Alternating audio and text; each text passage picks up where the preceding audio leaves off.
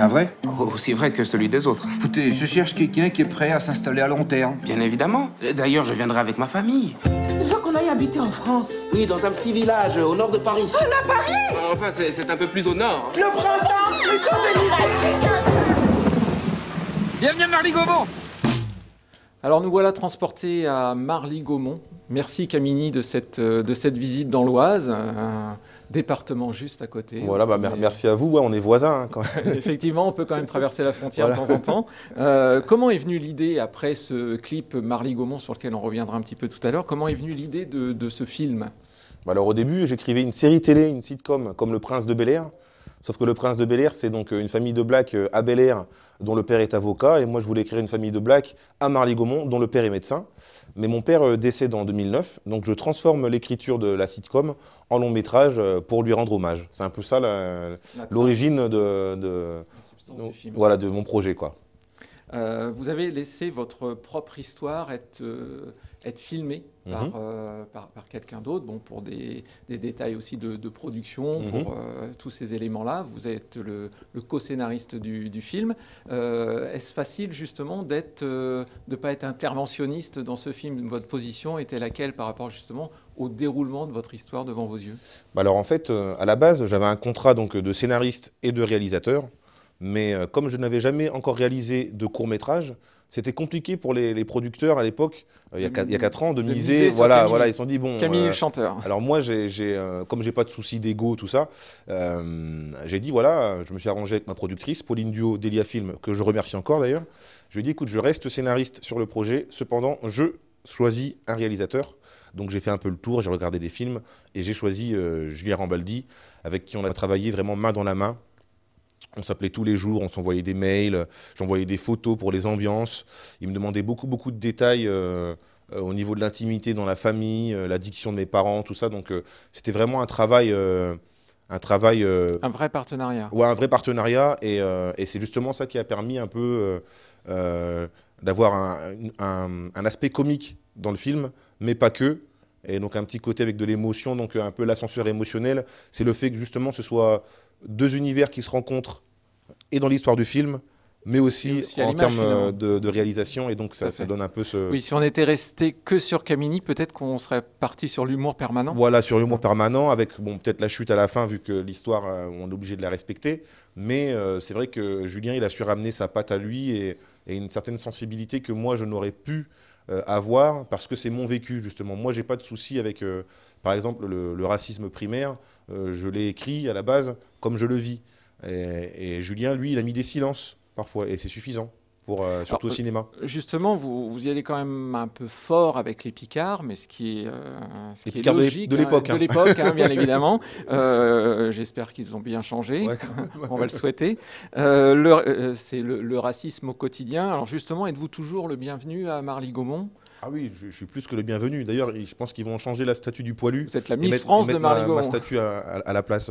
Non, peut-être pas à la place du poilu, mais non, je suis toujours le bienvenu à Marly-Gaumont et depuis longtemps d'ailleurs.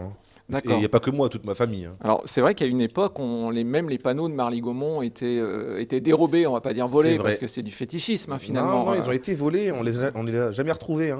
Ni les panneaux, ni les voleurs. Pas la moindre piste, pas la moindre empreinte. Même pas une vache. Pas la moindre trace ADN. Un travail de pro. Votre papa, vous voyez dans la médecine? Ouais. Aujourd'hui, vous êtes chanteur, comédien, humoriste. Le film, c'est un peu pour avoir sa bénédiction de là-haut? J'espère qu'il le voit de là-haut et qu'il est content. Mais c'est vrai que mon père nous a vraiment inculqué la valeur des études, la scolarité. Et donc, avant de me lancer dans le show business, j'ai eu mon diplôme d'infirmier. Et c'est seulement quand j'étais diplômé, à Calais. À Calais, d'accord. C'est seulement quand j'étais diplômé que je me suis lancé avec Marly-Gaumont, tout ça. Donc, j'ai quand même respecté les consignes du papa. Et comment est venue cette idée de Marly-Gaumont à la base, ce clip qui on rappelle que ça a vraiment été un tsunami, le premier tsunami YouTube en France. Ouais. Très clairement, les victoires de la musique, le TF1 de Jean-Pierre Pernaut, vraiment tout, quoi. Ouais. Non, c'est vrai que j'ai fait la totale avec Marly, mais alors comment ça m'est venu?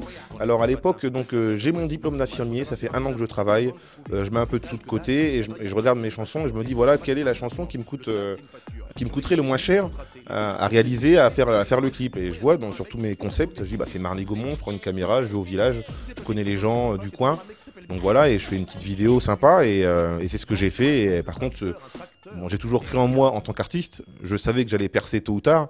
Par contre, on n'imagine pas faire un tel buzz, avoir une victoire de la musique devant Vincent Delerme et Diams. Oui, et Diams en 2007. Et voilà, on n'imagine pas être dans le New York Times et même faire un film 10 ans plus tard du tube en question.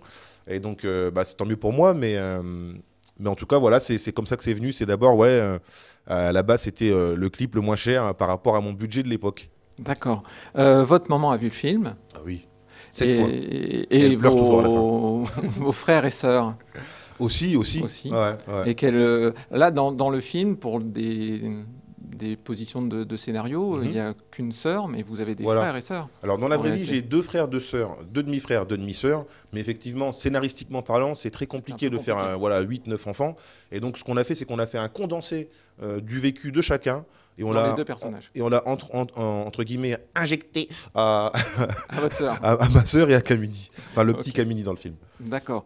Est-ce qu'il y a eu une rencontre entre l'actrice Aïssa Amenga qui joue le rôle de votre maman et votre maman? Elles se sont rencontrées et à la fin de la première avant-première au Kinépolis de l'Homme, elles se sont rencontrées et donc elles ont fondu en larmes, les bras dans l'une de l'autre et c'était un très beau moment et à chaque fois d'ailleurs quand elles se voient, elles sont très contentes de se voir, elles s'appellent, tout ça.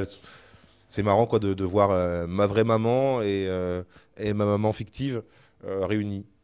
Alors, est-ce qu'on peut dire que Bienvenue à Marly Gaumont, c'est un biopic, donc ça respecte totalement votre histoire, ou c'est plutôt librement inspiré de la vie de votre famille? On est entre les deux. On est entre les deux dans le sens où, et on a raconté une histoire vraie, celle de ma famille, celle de mon père, de mes parents. Mais cependant, ça reste du cinéma. Donc on est obligé de grossir les traits de caractère de certains personnages, d'en adoucir d'autres, et parfois d'exagérer les faits. Mon père n'a jamais été en prison, par exemple. Mais voilà, mais sinon, dans l'ensemble, on va dire que 90% de l'histoire, c'est vrai, quoi. C'est comme les anecdotes médicales, elles sont bel et bien réelles. Et en même temps, les anecdotes médicales du film... Je pense que tous les soignants en ont quoi, et pratiquement les mêmes à peu de choses près, à part peut-être le coup de fusil. Mais sinon, non, c'est quand même une histoire vraie, c'est vrai. Et le personnage de Lavigne, celui joué par Jonathan Lambert, il a existé alors vraiment celui-là? Lui c'est une pure création. Lui, on va dire que il y avait des gens au quotidien, pas forcément à Marly Gaumont, mais dans le secteur, qui n'étaient pas fans de notre présence à nous, ou même des étrangers. Et pareil, on a fait un condensé de tous ces gens-là, et c'est devenu Monsieur Lavigne. D'accord. En même temps, à cette époque, et même maintenant, vous étiez effectivement la seule famille de couleur, entre guillemets, dans ce village, et même sur les villages alentours. C'est assez courageux de venir s'installer là. Votre papa avait fait ses études, il aurait pu partir sur l'île, sur une grande ville. Pourquoi il a fait ce choix de venir à Marly Gaumont? C'est pas tout à fait Marly Gaumont qu'il était installé, je crois que c'est à... À la base, il était à Lenouvier-en-Thiérache, à l'hôpital, et ensuite il a ouvert son premier cabinet vraiment libéral à Marly Gaumont. Et en fait, pourquoi? À l'époque, on va dire qu'il avait peut-être un instinct de survie ou de visionnaire. Il voulait vraiment pas qu'on aille, par rapport à son budget de l'époque, qu'on aille vivre sur Paris, en banlieue, parce qu'il avait vraiment déjà peur à la base de tout ce qui est un peu ghettoisation communautaire, tout ça là. Il voulait justement qu'on aille vers la France et qu'on soit vraiment au cœur, dans la France profonde, au cœur de la France, pour vraiment s'intégrer pleinement. Et parfois même, il était un peu extrémiste quand il nous empêchait de parler lingala, donc la langue du Congo. Du Congo, oui. Alors du coup, je parle picard. Voilà, c'est de ta faute, papa. Et donc, c'est vrai que des fois, il était un peu extrémiste, mais je pense que à la base, c'était vraiment ça pour l'intégration et aussi parce que pour développer son activité de médecin libéral, c'était quand même moins cher à la campagne. Bien sûr. Même s'il avait conscience que ce serait quand même un challenge parce que la population n'était pas habituée à côtoyer les Africains. On s'aperçoit qu'il pensait aussi énormément à l'avenir de ses enfants, finalement, dans ce choix de Marly Gaumont. Enfin, en tout cas, de la Picardie au lieu de la banlieue parisienne. On n'a rien contre la banlieue parisienne, mais bon, ça fait de vous un rappeur gentil, on va dire, au lieu de devenir un rappeur type Kalachnikov. Voilà, ou Tu Nabila, me dis qui pas a- bonjour, Kalachnikov. ou tout simplement Nabila, qui est la seule rappeuse à avoir été en prison. Bon, Kamini n'est pas allé en prison, Non, non, non. et donc c'est un rappeur gentil. Bah, un rappeur gentil, si on veut. C'est vrai qu'on m'a Mais qui attribué. dit des sacrées vérités quand même dans certaines de ses chansons. hein. C'est vrai, c'est vrai. Moi, dans l'absolu, je dirais que je suis un rappeur authentique. C'est-à-dire que je ne m'invente pas une existence parallèle comme certains font. Pas Voilà, besoin de chaînettes et de jouent un peu voyages les à gang- Los ils jouent un peu Angeles. les gangsters, ils s'inventent des vies comme quoi ils étaient en prison, alors que souvent, 90% des rappeurs français, je les ai tous croisés au moins une fois, c'est des gars, ils sont super gentils, tout ça. Très gentil. Donc c'est de l'image. Mais c'est vrai que moi, j'ai pas eu ce besoin de m'inventer une vie, dans le sens où ma vie était assez originale pour la raconter, que ce soit en musique ou en film, pour en faire un projet, un produit artistique assez intéressant, quoi, et un peu ovniesque aussi. Allez, viens voir, il y a des noirs devant le baraque d'en face. Oh, qui est con, lui. Ici, c'est la France profonde. Bonjour. Vadiou. Et les gens sont habitués à voir ce qu'ils connaissent. Poirot, très bien aussi, très bien, Poirot. Pourquoi vous me parlez comme à une idiote? Alors bonne chance et bienvenue. Y a-t-il des choses que vous auriez aimé voir dans le film qui n'y sont pas, Ah oui. et inversement? Bah, les deux. Tout à fait. Il y a des choses que. Par exemple, Bah, il y a des scènes que j'avais. Qui ont été écourtées à regret, d'autres auxquelles j'avais pas pensé, qui ont été ajouter. rajoutées, et tant mieux. Donc ça s'équilibre, mais je pense que voilà, quand tu es scénariste et que tu cèdes ton projet à un réal, il faut accepter les règles du jeu. Mais là où je pense avoir été intelligent, c'est que je n'ai pas choisi n'importe quel réalisateur. Le fait d'avoir choisi Julien, c'était justement pour réussir à trouver un équilibre entre mon écriture et la sienne, et ma vision du film et la sienne. Pourriez-vous dire que finalement, alors, phrase philosophique du jour, le racisme... La phrase philosophique. Fallait un petit jingle quand même. Merci beaucoup Kamini. Finalement, le racisme dont vous avez fait les frais, aujourd'hui, c'est un peu votre force. Ouais, tout à fait, c'est ma force. Ça m'a permis de me construire. Et mon papa disait toujours, voilà, il faut faire de sa faiblesse ou de son handicap une force. Lui disait toujours, après 10 ans de travail, quand il y avait des nouveaux arrivants dans les villages voisins, il demandait souvent, c'est qui le meilleur médecin du coin, il faut aller voir qui. Et les gens disaient, ah, le meilleur médecin, bah, c'est le noir. Docteur Antoko, le noir, lui, bien, bon médecin, très bien comme ça. Et donc, du coup, au final, ta couleur de peau devient un avantage. Et c'est un peu ce qu'il nous a enseigné. C'est une très belle chose, une très belle image finalement aussi de cette belle famille. Et maintenant, parlons un peu d'avenir. Quels sont vos projets ? Alors, en cinéma, du coup, mes producteurs de films ont validé mon scénario de court-métrage. Donc, je vais réaliser mon court-métrage. Voilà. Aussi avec le fait que le film marche super bien quand même. Ben, aussi, mais en tout cas, voilà, ils ont validé mon scénario de court-métrage. Et donc, je vais sûrement partir le tourner en Afrique dans quelques mois. Donc là, c'est plus l'histoire de Kamini Zantoko. Non, c'est une autre histoire qui touche aussi ma famille, mais je peux pas en dire trop pour l'instant. D'accord. Et donc, et là, comme ça, je passe derrière la caméra, je vais réaliser le court-métrage. Comme ça, j'aurai ma carte officielle de réalisateur pour le prochain long-métrage. Comme ça, je pourrai le réaliser. Et en fait, c'est juste que là, à ce jour, maintenant, avec Marly Gaumont, le buzz, on va dire, j'ai construit un peu ma carrière à l'envers. Oui. C'est-à-dire que j'étais propulsé dans les médias, les hautes sphères des médias, sans le travail de fond. En 15 jours, j'étais au Grand Journal, alors que par exemple, une émission comme le Grand Journal, on l'a fait après 1 an, 2 ans de travail artistique. Et moi, en 15 jours, j'y étais déjà. Et là, dans le cinéma, le one-man show, eh ben, je fais les choses dans l'ordre. Donc, premier projet en tant que scénariste, ensuite court-métrage, et ensuite long-métrage. Et en one-man show, ben, j'ai fait comme tout le monde, les scènes ouvertes, la première partie d'un tel, et ensuite, on joue 1 heure son spectacle. Donc là, c'est vraiment la phase de construction sur du long terme. Et c'est comme ça qu'on dure, en fait, en faisant les choses étape par étape. Et là, vous avez des dates prévues au niveau de votre one-man show? Alors, j'en ai pas mal. Donc, pour suivre mes dates de one-man show, Kamini officiel, mon Facebook, il y a toutes mes dates qui sont affichées. Donc, Kamini officiel Facebook. Voilà, le Facebook, ou Kamini le vrai aussi, mon Instagram. Et donc, il y aura toutes mes dates de one-man show pour suivre l'actu. Ok. Quand vos parents sont arrivés en France, ils parlaient le Lingala. Lingala, ouais. Vous parlez Lingala? Alors moi, non, un tout petit peu, justement. Nalingiyo, Mbotenayo, ça veut dire bonjour ou je t'aime. Mais justement, mon papa, il nous a privés de... Finalement, vous êtes Picard, donc vous parlez le Picard. Je vous parle êtes plus Picard que Lingala. Donc je parle Lingolo, en fait. C'est un Lingolo, oui, c'est un mélange des deux. Quoi. Un mélange des deux, ouais.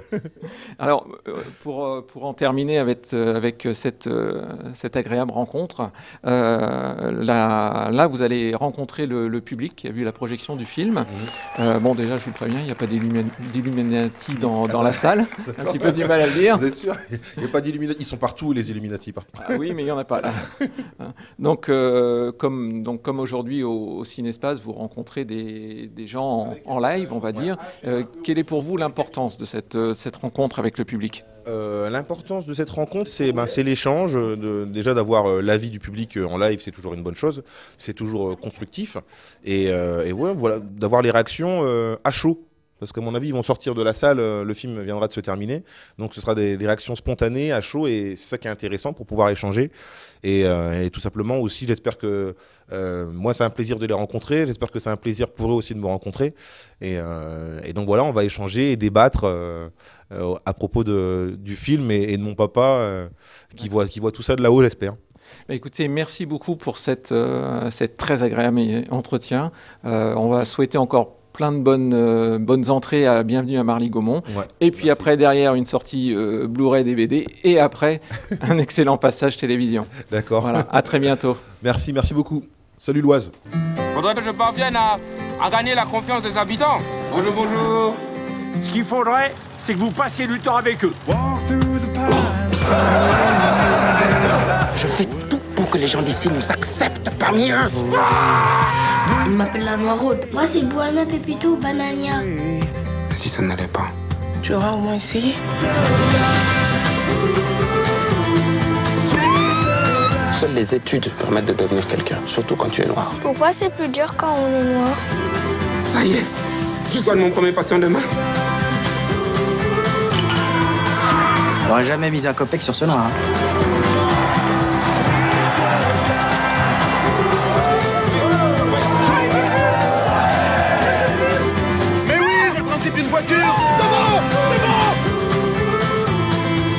Au revoir, docteur. Rentrez bien, docteur.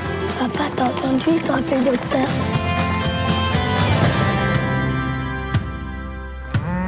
Quoi? Mais qu'est-ce que vous avez, vous aussi? Vous n'avez jamais vu de noir, c'est ça?